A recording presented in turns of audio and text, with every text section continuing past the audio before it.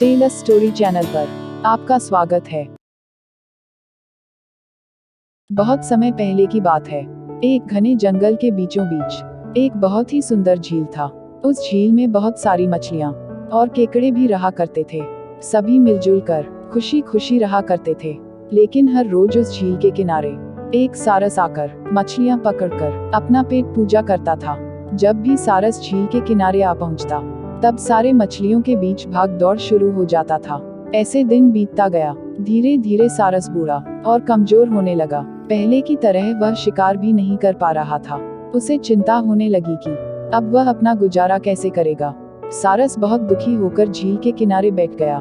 जब मछलियों ने देखा कि सारस कुछ नहीं कर रहा है, तब वह सारस का यह हाल देखकर बहुत खुश हुई। सारे मछली सारस के सामने तैरने लगे, पर सारस ने उन्हें कुछ नहीं किया, सिर्फ बैठा रहा। ऐसे कुछ और दिन बीत गए।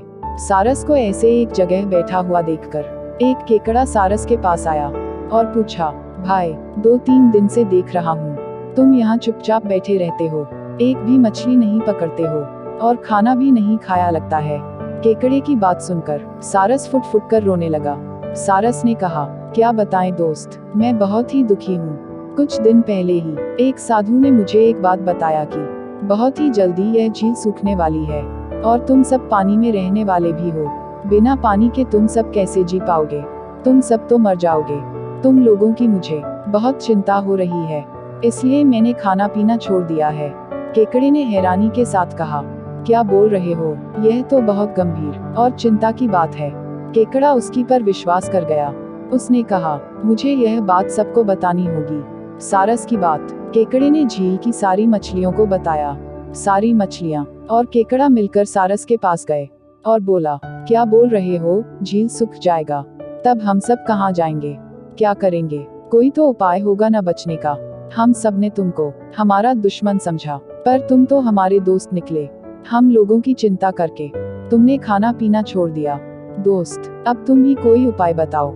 सारस ने कहा, अच्छा लगा सुनकर कि तुम सबने मुझे दोस्त माना है। एक उपाय है, इससे बचने का। कुछ ही दूर पर एक तालाब है।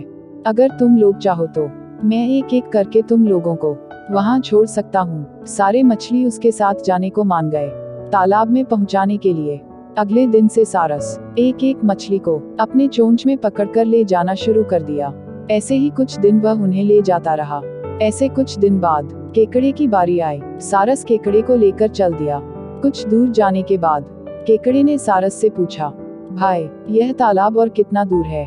केकड़े की बात सुनकर सारस हंसने लगा और कहने लगा, तालाब? कैसा तालाब? यहाँ कोई तालाब नहीं है। मैं तो खाने के लिए तुम सबको यहाँ लेकर आ रहा हूँ। इतने दिनों से मछली खा खा कर बोर हो गया हूँ। आज बहुत मजा आएगा तुमको खाकर। आसपास देखो, तुम्हारे सारे दोस्त के हड्डियाँ बिखरी पड़ी हैं। अब तुम्हारी बारी है। यह बोलकर सारस एक बड़े से पत्थर पर आकर बैठ गया। सारस की बात सुनकर केकड़ा बहुत दुखी हुआ कि उसकी वजह से मछलियाँ इसका शिकार हो गई है।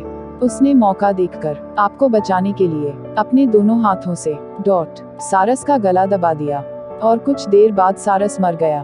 फिर केकड़ा अकेले झील वापस आ गया और बाकी मछलियों को सारस के चाल के बारे में बताया और कैसे उसने सारस को मार डाला, यह भी बताया। सारे मछली बहुत खुश हुए और अब वह खुशी खुशी रहने लगे।